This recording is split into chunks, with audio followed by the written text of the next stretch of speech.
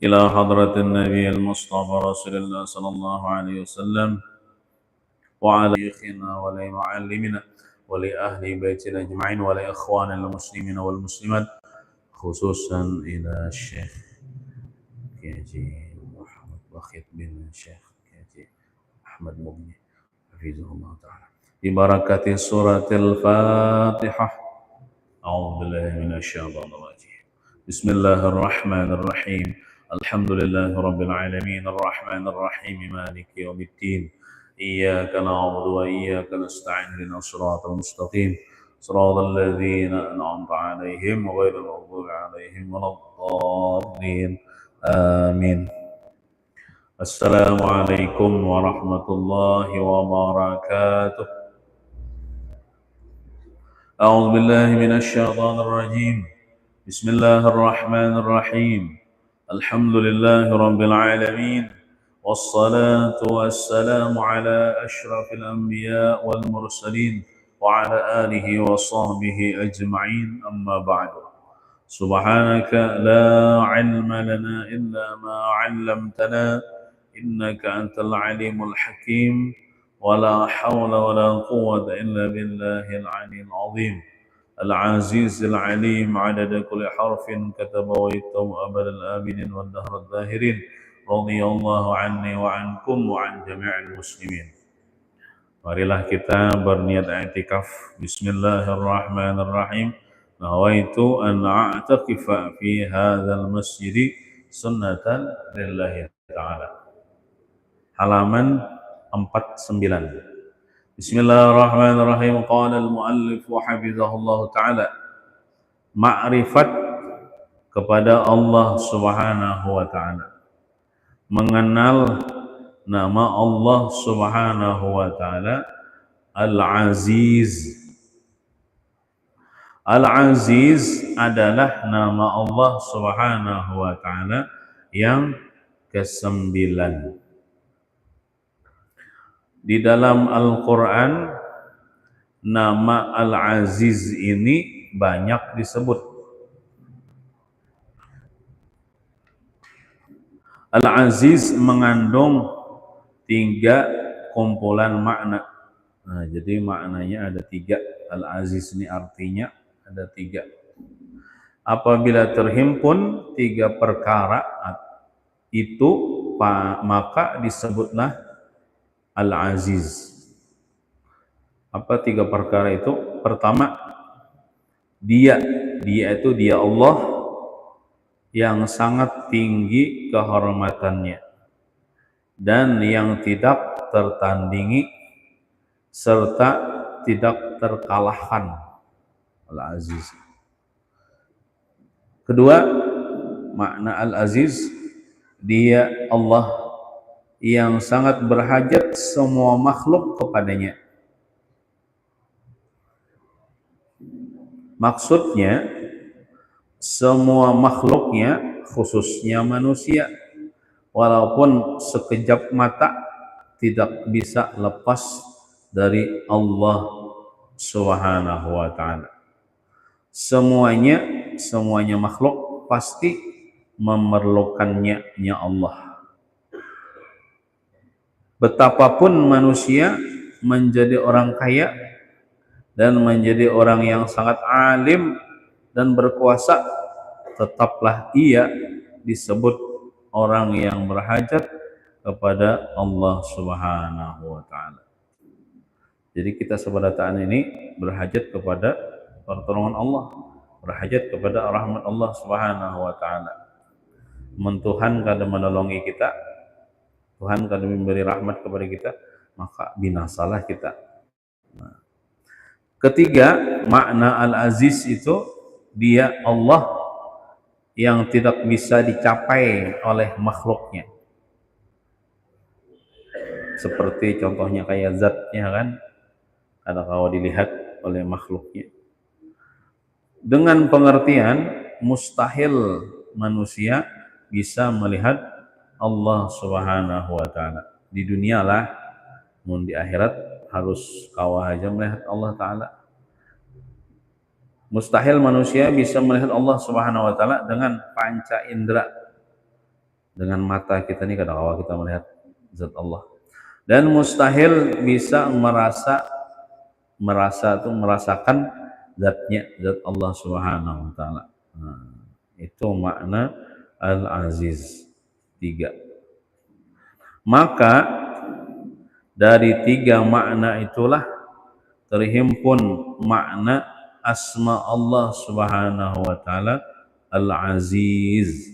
Banyak pengertiannya lah, banyak maknanya sampai 3.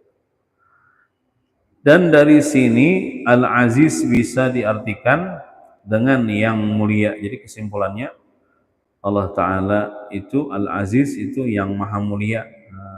Karena dia punya kehormatan yang tinggi, tidak tertandingi, tidak terkalahkan. Semua makhluk berhajat kepadanya dan zatnya tidak bisa dicapai oleh makhluknya. Maka itu mencukupilah makna-makna tersebut menjadi Allah Ta'ala itu yang maha mulia. Berkata Imam Junaid Al-Baghdadi, pimpinan ulama tasawuf, berkaitan dengan masalah ini seseorang tidak akan bisa sampai kepada Allah Subhanahu wa taala. Karena kalau dicapai emang. Nah, kalau memang ada istilah wasil itu apa? Orang nang sampai aja kepada Allah ya. Orangnya sudah wasil kepada Allah ya. Al-wasil ilallah. Nah, ada misalnya seseorang anggaplah wali atau ulama besar sini sudah wasil ya kepada Allah Subhanahu wa taala ya. Nah, itu istilah itu apa? Atau orang yang sampai kepada Allah Subhanahu wa taala misalnya sidin sampai ya. Sidin wasil kepada Allah. Itu cuma majaz. Majaz itu ada sebujurnya, ada hakikatnya. Majaz itu kata-kata pinjaman aja. Ada sebujurnya. Majaz itu lah ada sebujurnya. Contoh kayak presiden berkuasa aja. Itu majaz saja itu kata-kata kuasa presiden, padahal presiden lemah juga. Yang kuasa itu Allah Ta'ala aja.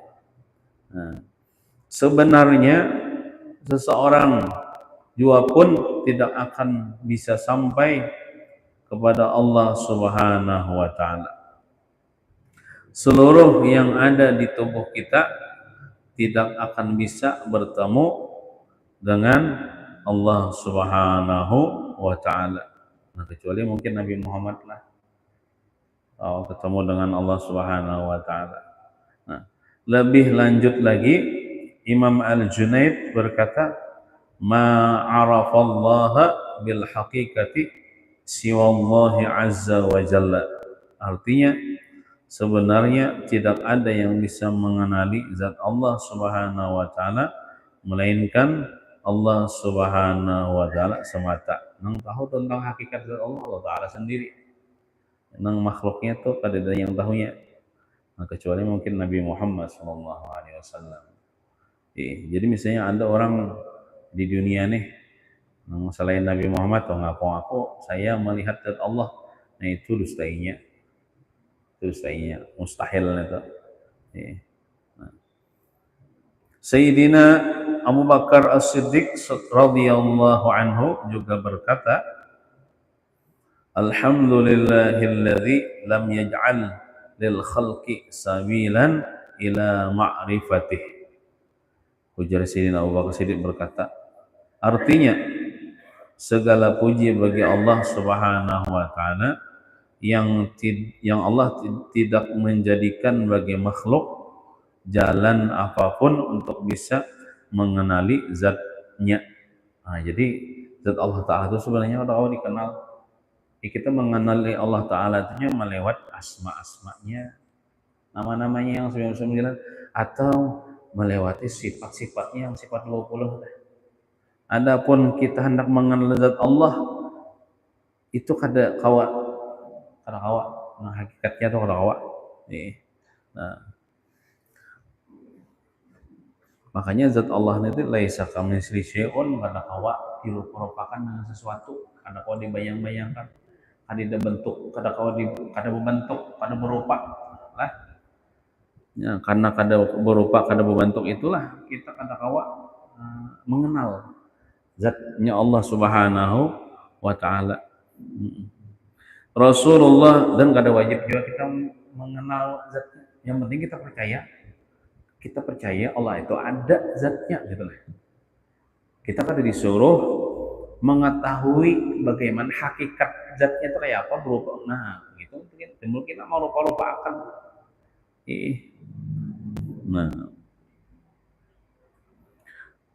jadi ada ayat-ayat mutasyabihat namanya di Quran tuh, ayat-ayat nang samar. Nang kada jelas kan. Ayat Quran ini terbagi kepada dua. Ada ayat nang jelas lah, nang kau dipaham lah. Ada ayat mutasyabihat, ayat-ayat nang kina jelas atau samar.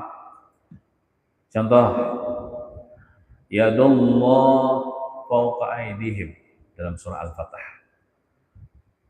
Nah, jadi bagaimana kita Ahlus Sunnah wal Jamaah mentafsirkan atau memahami ayat itu? Amun orang-orang yang mujassimah, orang-orang yang memedahkan Tuhan berjisim, bentuk, dia mengartikan tangan Allah di atas tangan mereka. Dan ada wujud ibadah hanya Tuhan bertangan, Bapak. Padahal mustahil Allah itu bentuk. Nah, itu golongan sesat memahami ayat mutasyabihat itu, dia mengatakan Tuhan itu bentuk. Ya, yadun itu kan tangan. Yadullah, tangan Allah di atas tangan mereka. Nah, ulama Ahlus Sunnah wal Jamaah yang kita ikuti, ada namanya ulama salaf, ulama yang terdahulu. Ada namanya ulama khalaf, yang terdudi hidupnya. Bujur aja keduanya. Nah, ulama salaf, ulama terdahulu memahami ayat itu tangan Allah di atas tangan mereka itu cuman pahamannya nang layak bagi Allah Ta'ala yang tahu. Nah, itu memahaminya bukan diserupakan dengan makhluk. Jadi tangan Allah di atas tangan mereka. Jadi jar ulama salaf itu tangan nang menurut nang Allah Ta'ala ya hakikatnya yang tahu. Kita kada tahu jadi kayak menyerahkan kepada Allah tuh. Namanya. Nah, adapun ulama khalaf, ulama yang terdudi Ahlus Sunnah wal Jamaah juga memahami ditakwilkan. Jadi tangan itu simbol dari kekuasaan. Jadi mentafsirkan ayat itu kekuasaan Allah di atas kekuasaan mereka, dua-duanya sama bujur. Nah, ulama salaf, ulama khalaf memahami ayat bujur keduanya. Nang salah tuh memandangkan Tuhan bertangan nang berbentuk tuh. Nah, itu ada di dalam Al-Qur'an tuh. Ayat-ayat mutasyabihat. Ada juga wa yabqa wajhu rabbika dzul jalali wal ikram dalam surah Ar-Rahman lah. Wa yabqa wajhu rabbika. Kalau artinya itu kan kekal oleh wajah Tuhan engkau. Nah, orang-orang sesat memahami ayat itu wajah itu dasar muha tuh, Bang. Kekal muha Tuhan engkau, ibadah Tuhannya bermuha, berbentuk, berupa. Itu sesat, kekalahan sesat. Mujassimah. Adapun kita Ahlus Sunnah wal Jamaah mengikuti ulama salaf atau ulama khalaf. Ulama salaf, ulama terdahulu, mereka memahami wa yabqa wajhu rabbika, itu kekal wajah Tuhan engkau. Tapi itu maksudnya Allah Ta'ala jangan tahu gitu. Kita kedua ini merupakan jadi kekal wajah Tuhan engkau. Nah itu menurut Allah Ta'ala jangan tahu, kita berserah kepada Allah. Nah itu. Adapun ulama khalaf ujur ya, mereka mentakwilkan itu zat, ditakwilkan kepada zat, kekal zat Tuhan engkau. Nah, dan zat Allah Ta'ala itu kan kada berupa juga, kada berupa, kada berbentuk. Nah, Ada juga Ar-Rahmanu 'alal arsy istawa. Membubuhan nang sebelah bubuhan menyesimah, dia mengartikan Ar-Rahman itu Allah, 'alal arsy di arash istawa bersemayam, duduk. Mereka memaham berduduk mencungkung tuh Bang. Berduduk tuh Bang. Nah, sedangkan kita Ahlussunnah wal Jamaah memahami Allah Ta'ala itu ada bertempat. Amunnya orang memadahkan Tuhan bersemayam duduk, berarti menunjukkan ada tempat. Yalah, sedangkan Allah Ta'ala kada berhajat kepada tempat. Nah, jadi hati-hati jangan memaham. Jangan memadahkan Tuhan bersemayam di arash atau berduduk di arash. Jadi, adapun ulama Ahlussunnah wal Jamaah yang ulama salaf, ulama terdahulu, Tuhan bersemayam di arash itu menurut Allah Ta'ala kita kada wani memahami nang kaya berduduk makhluk. Nah itu ujur juga. Adapun ulama khalaf memahami itu artinya menyerahkan paham itu hanya kepada Allah Ta'ala, jangan tahu kita wallahu alam gitu. Nah adapun ulama khalaf mentafsirkan, mentakwilkan itu berkuasa juga, berkuasa Allah Ta'ala atas aras menguasai. Nah istawa atau menguasai. Nah jadi ada di dalam Quran tuh ayat-ayat mutasyabihat, ayat-ayat nang samar, nang kita jangan sembarangan mentafsirkan, ikuti ulama kita.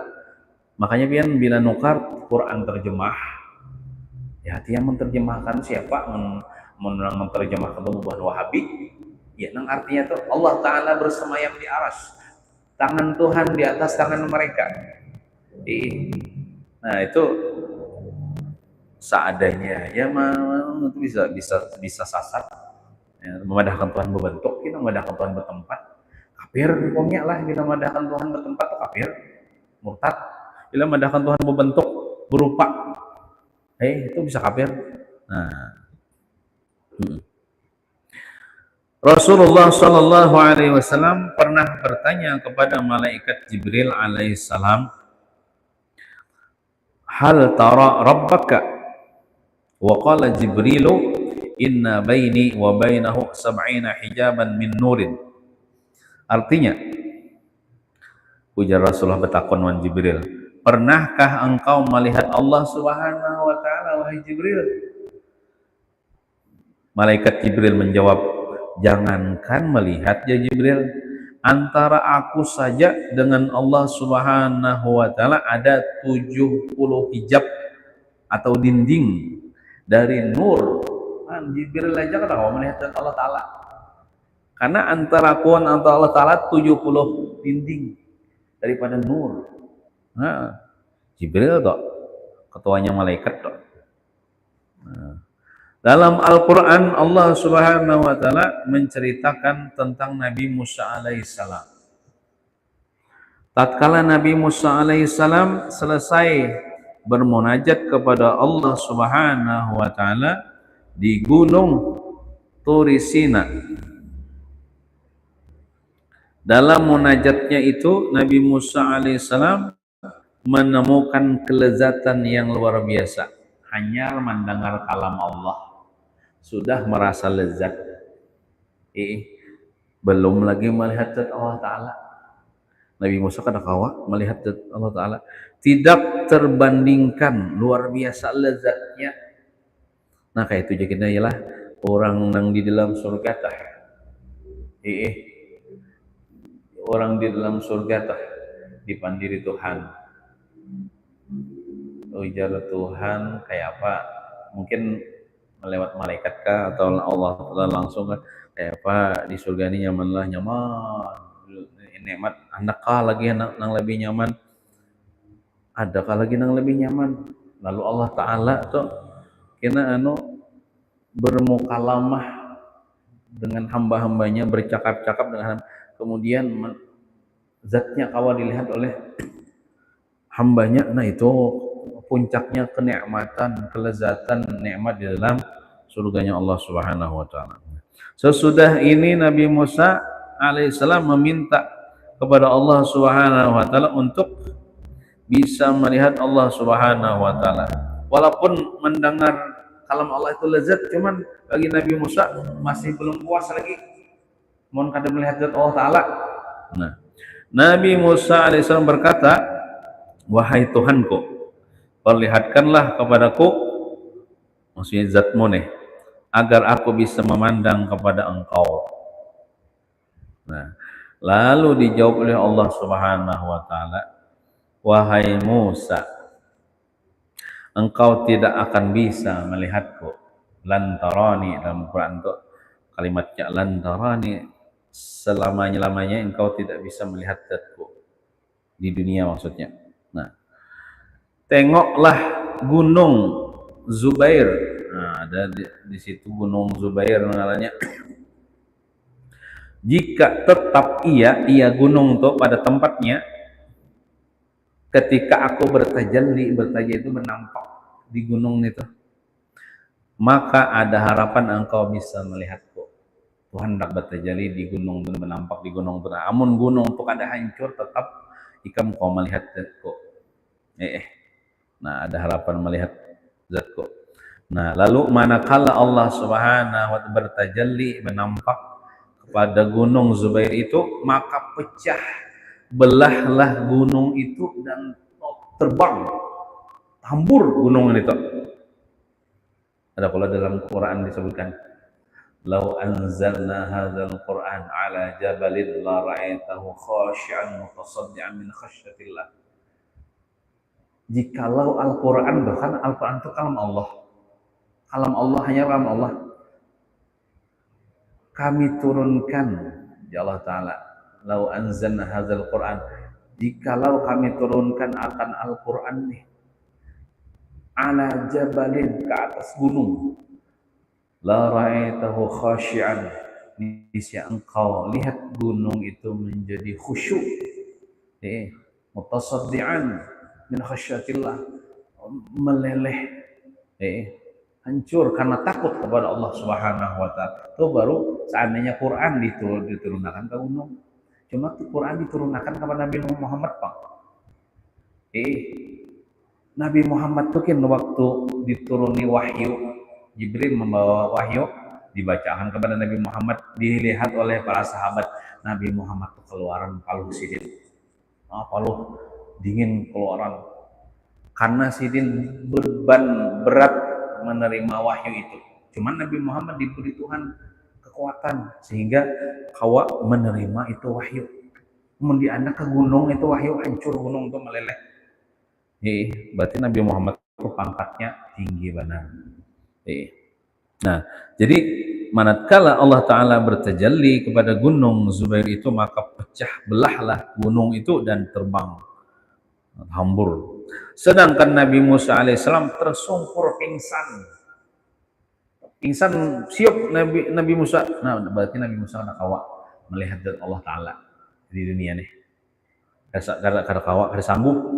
Nah, kalau Nabi Muhammad sidin kawa, karena Nabi Muhammad diberi kekuatan oleh Allah SWT. Itu ginlah Nabi Musa nang talinga sidin dah kawa mendengar kalam Allah tuh, nang kada berhuruf kada bersuara lah. Itu gin setelah Allah Ta'ala menguatakan sampai berpuluh-puluh, beratus-ratus, beribu-ribu kekuatan talinga sidin, namun sehingga kawa mendengar kalam Allah. Mun nang kaya talinga kita nih hancur, talinga kita nih, awak kita hancur, kada tahan mendengar kalam Allah Ta'ala itu. Nah, makanya kan orang ahli surga itu diberi kekuatan Allah Ta'ala, makanya kawa melihat zat Allah, kawa mendengar kalam Allah. Orang di surga itu kuat-kuat, sehat-sehat keadaan. Sebesar apakah Allah Subhanahu wa Ta'ala bertajalli atau menampak atau membuka hijab dinding lah, menampakkan nur zatnya, kata ulama tafsir, Allah Subhanahu wa Ta'ala membuka hijab itu cuma sebesar lubang jarum aja. Lubang jarum itu kecil, sekadar lubang jarum aja Tuhan membuka akan hijabnya nih kepada Nabi Musa nih. Iya tuh, Nabi Musa siap, gunung hancur. Nah, belum lagi yang dibuka berataan, sekedar kayak lubang jarum aja halusnya. Tuhan membuka akan. Ya tuh kata tahan Nabi Musa. Nah, menurut para ulama, Gunung Zubair itu pecah 6 bagian kan tadi Tuhan bertajalli di Solo pecah Gunung Tambur lalu menjadi 6 bagian dan 3 bagian terbang ke kota Mekah dan juga 3 bagian gugur di kota Madinah. 3 pecahan yang gugur di kota Mekah, yang pertama menjadi Jabal Nur. Nah, Jabal Nur. Kedua menjadi Jabal Sur. Jabal Nur nih. Nah, orang-orang umrah, orang haji ini tahu nih Siti Allah. Menulin kada tahu nah. Mendengar kisahnya aja. Kalau Jabal Sur itu kan Nabi Muhammad bersembunyi di situ waktu sebelum hendak hijrah ke Madinah. Dan yang ketiga menjadi Jabal Sabir. Sabir kah Subair kah?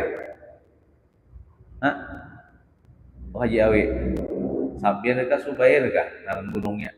Pian lawas kalau di Mekah. Barang aja kan ada baris jaleh. Sabir kah Subair kah? Adapun yang gugurnya di kota Madinah, Tambur tadi lah Gunung Zubair tadi sampai ke kota Madinah, tamburnya tiga biji batunya juga menjadi gunung-gunung juga. Yang pertama menjadi Jabal Uhud, Gunung Uhud.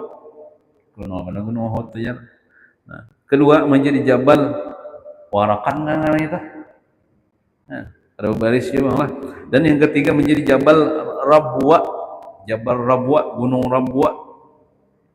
Gunung-gunung pecahan dari Jabal Zubair ini adalah merupakan gunung-gunung surga. Nah, gunung-gunung surga aja sih. Asalnya nih. Nah, kata para ahli suluk ini orang yang menjalani jalan menuju Allah lah. Ada 2 cara untuk mengenali Allah Subhanahu wa taala. Pertama mengenali zatnya, kedua mengenali Allah Subhanahu wa taala melalui asma-Nya, sifatnya dan perbuatannya. Dengan melalui asma Allah Subhanahu wa taala, perbuatannya dan sifatnya, kita bisa mengenali Allah Subhanahu wa taala, asma-Nya, sifatnya dan perbuatannya. Nah, tidak ada satu makhluk pun yang bisa langsung bertemu dengan Allah Subhanahu wa taala melainkan cuma Rasulullah sallallahu alaihi wasallam dan tidak juga nabi yang lain. Jadi ada 2 cara mengenali Allah. Nah, bagi kita ini kalau mengenali Allah melewati sifatnya aja, melewati asmanya, perbuatannya. Adapun mengenali Allah dengan zatnya itu cuma 1 orang, yaitu Nabi Muhammad SAW aja. Kita ketawa. Nah, khusus Nabi Muhammad aja bahkan bertemu dengan zat Allah. Dan tidak juga nabi yang lainnya, nabi yang lain tahu Nabi Musa tahu aja lah. Nah, karena Rasulullah SAW adalah wasilatul uzma, Bang. Apa itu wasilatul uzma? Penghubung hamba dengan Allah Subhanahu wa taala. Kan kita ini kata kawa kalau sampai kepada Allah kata kawa. Cuman ada orang namanya menghubungkan, mengonekkan siapa? Nabi kita, Bang. Makanya Nabi kita tuh diciptakan fungsi sidin supaya menghubungkan antara kita dengan Allah. Supaya menghubungkan antara hamba dengan Allah Subhanahu wa taala. Karena wasilatul uzma, penghubungan yang besar nih, yaitu Nabi Muhammad nih. Maka beliau mampu bertemu dengan umatnya dan juga mampu bertemu Allah Subhanahu wa taala. Mun kita kan kawa langsung kepada Allah. Nah, kita nih melewat Nabi Muhammad sallallahu alaihi wasallam. Melewat Nabi Muhammad sallallahu alaihi wasallam. Nah, jadi Nabi Muhammad itu berkat Nabi Muhammad lah kita kawa barataan beribadah, nuntut ilmu dan sebagainya. Setelah kita beriman kepada Allah Subhanahu wa taala, punya nama dengan nama Al-Aziz. Nah, apabila iman kita sudah kuat, maka akan menimbulkan akhlak atau perbuatan pada diri kita, yaitu keinginan berusaha untuk menjadi orang yang terhormat dan mulia di sisi Allah Subhanahu wa taala. Nah, jadi kita ini hendak mencari kehormatan itu di sisi Allah. Jadi kemudian di sisi Allah, jangan mencari kehormatan dan kemudian di sisi makhluk. Alih mencari kehormatan kemudian di sisi makhluk, namun minta kehormatan kemudian di sisi Allah nyaman, dan juga berusaha menjadikan dirinya atau diri kita tempat berhajat makhluk-makhluk Allah Subhanahu wa taala. Jadi kita jadikan diri kita nih kawa menolongi orang. Bila orang minta tolong, itu tolongi. Berarti kan kita menjadikan diri kita ini tempat berhajat makhluk minta tolong lawan kita. Nah, itu amaliyahnya nih, Al-Aziz nih. Artinya semampu kita tolongi orang. Kenapakah? Menolongi dalam kebaikan lah. Orang minta tolongi dalam maksiat jangan. Nah, orang yang beriman dengan Al-Aziz, yang dicarinya cuma ridha Allah Subhanahu wa taala. Ridha Allah taala, yang penting Allah taala senang. Biar makhluk ada senang, yang penting Allah taala senang. Nah, ia tidak mencari kemuliaan dan kehormatan di sisi makhluk. Nah, para ulama mengatakan mencari keridhaan dan kedudukan yang tinggi di sisi Allah Subhanahu wa taala jauh lebih mudah dari mencari keridhaan dan kedudukan terhormat di sisi manusia atau makhluknya. Kenapa dikatakan mudah? Karena Allah Subhanahu wa taala cuma satu, alias tunggal atau esa. Sedangkan mencari keridhaan dan kedudukan di sisi manusia sangatlah sulit, karena manusia banyak. Yang satu senang, namun belum tentu yang lainnya juga senang. Kalau kita punya salah terhadap orang lain, kadang sangatlah sulit untuk bisa mendapatkan kemaafan dan keridhaannya. Lain halnya dengan Allah Subhanahu wa taala. Nah, sebanyak apapun dosa yang pernah kita lakukan, apabila kita benar-benar bertaubat, maka semua dosa yang pernah kita lakukan akan dihapuskan oleh Allah Subhanahu wa taala. Jadi hendak mencari kemuliaan di sisi Allah taala itu nyaman daripada kita hendak mencari kemuliaan di sisi makhluk, dan kita kada boleh juga mencari kemuliaan di sisi makhluk. Nah, jadi cukup dengan takwa kepada Allah, menjalankan semua perintahnya, menjauhi larangannya, maka kita akan dimuliakan Allah Subhanahu wa taala. Nyaman aja dah. Tapi lamun kita mengingini seberataan makhluk ini, tujuan kita mustahil. Sebaik apapun kita di kampung, jangankan kita Nabi Muhammad lah. Nabi Muhammad itu apa orangnya? Manusia yang paling sempurna, paling mulia, paling suci, paling baik, paling terhormat, paling dikasihi Allah. Mulai sidin zaman sini sampai wahini nah. Itu kada baampihan orang nang benci kepada sidin. Terutama orang-orang kafir, orang Yahudi, orang-orang Nasrani, orang-orang munafik, orang-orang kafir. Mulai dulu sampai sekarang benci kepada Nabi Muhammad. Apakah lagi kayak kita ini, nabi kada, wali kada, ulama kada, banyak dosa, ngalih kita sekampungan aja nah. Yang setuju lawan kita, setuju kita itu mustahil.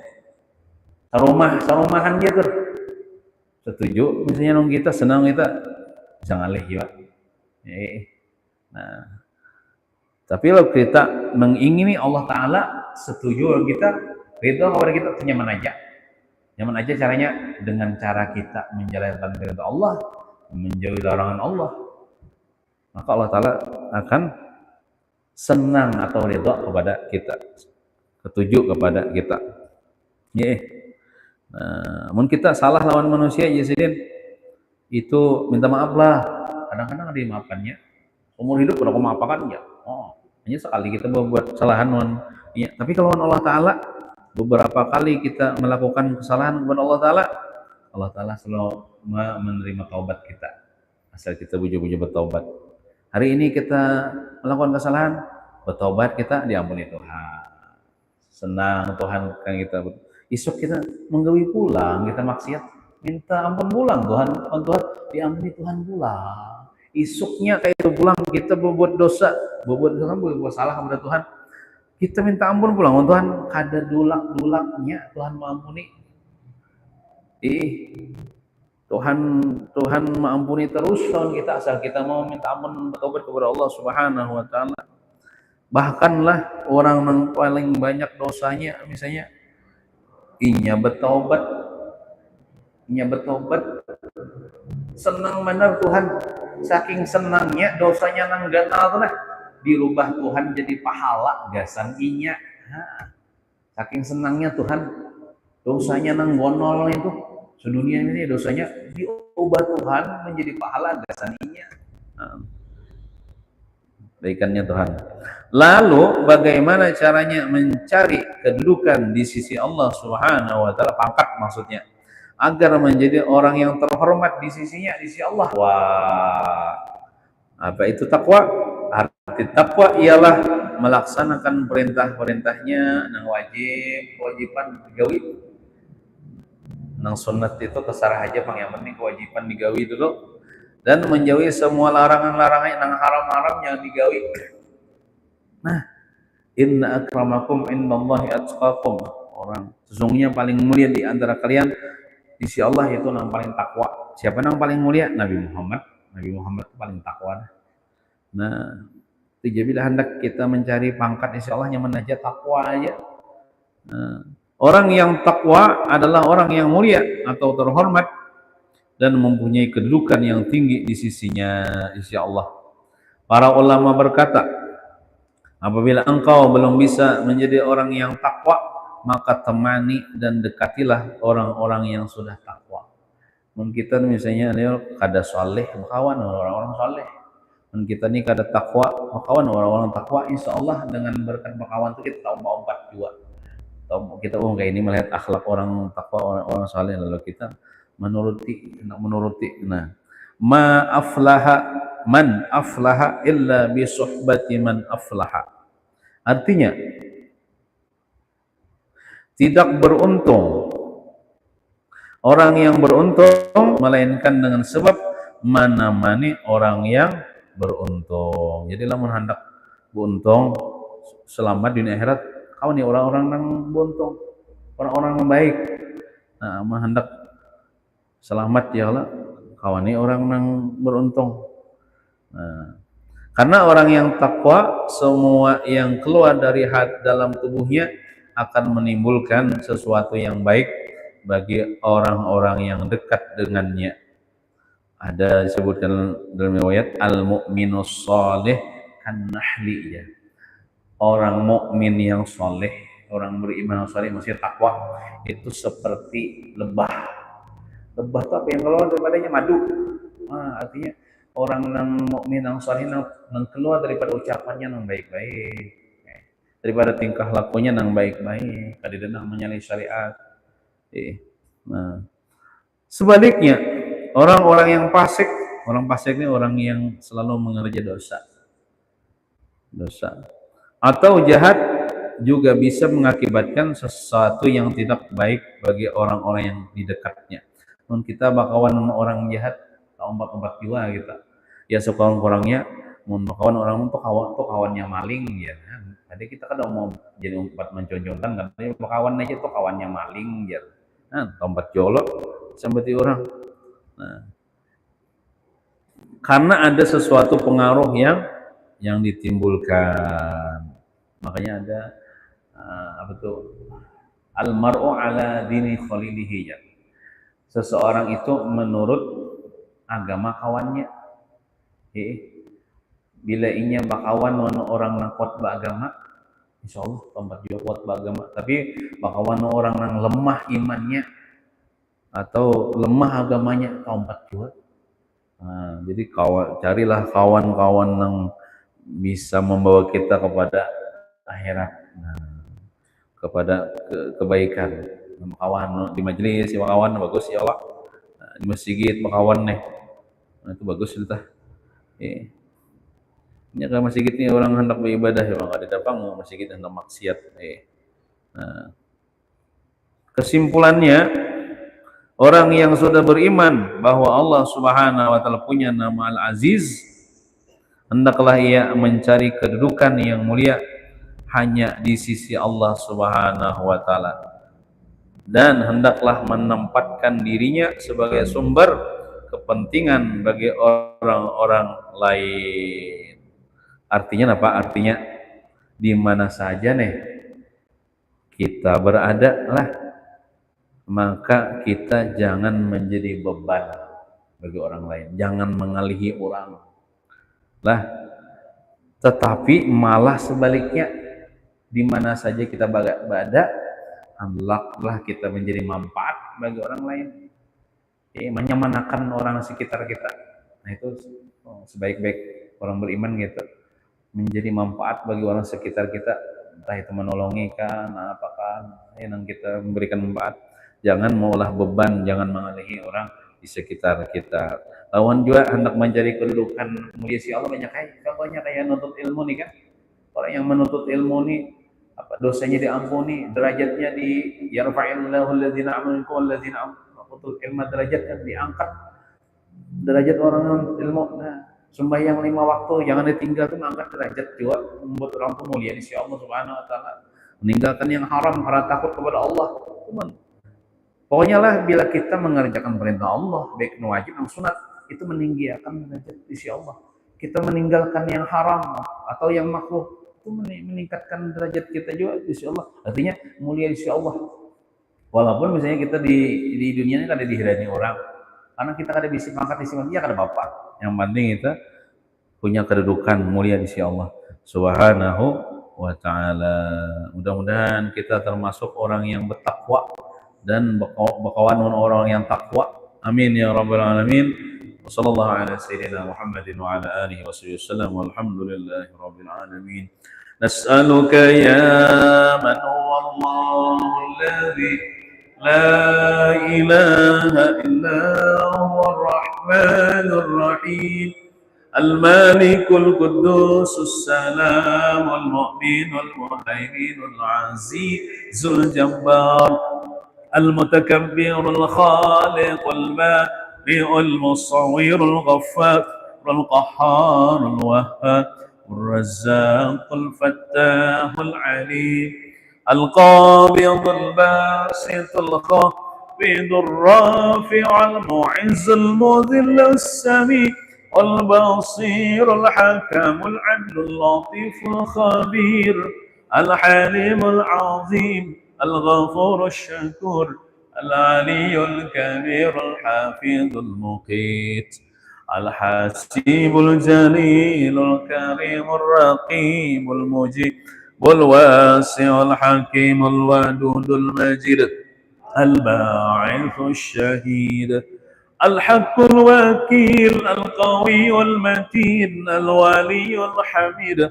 المحسن المبدئ المعيد المحيي المميت الحي القيوم الواجد الماجد الواحد الصمد القادر المقتدر المقدم المؤخر الأول الآخر الظاهر الباطن الوالي المتعالي البر التواب والمنتقم العفو الرؤوف مالك الملك ذو الجلال والإكرام المقسط الجامع الغني المغني المانع الضار النافع النور الهادي البديع الباقي الوارث الرشيد الصبور الذي ليس كمثله شيء وهو السميع البصير اللهم صل أفضل الصلاة على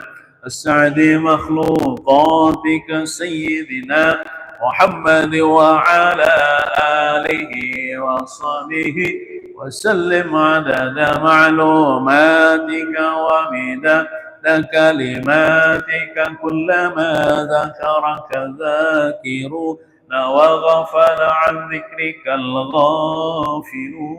الغافلون ربنا آتنا في الدنيا حسنة وفي الآخرة حسنة وقنا عذاب النار وصلى الله على سيدنا محمد وعلى آله وصحبه وسلم والحمد لله رب العالمين تقبل الله منكم ما شاء الله لا قوة إلا بالله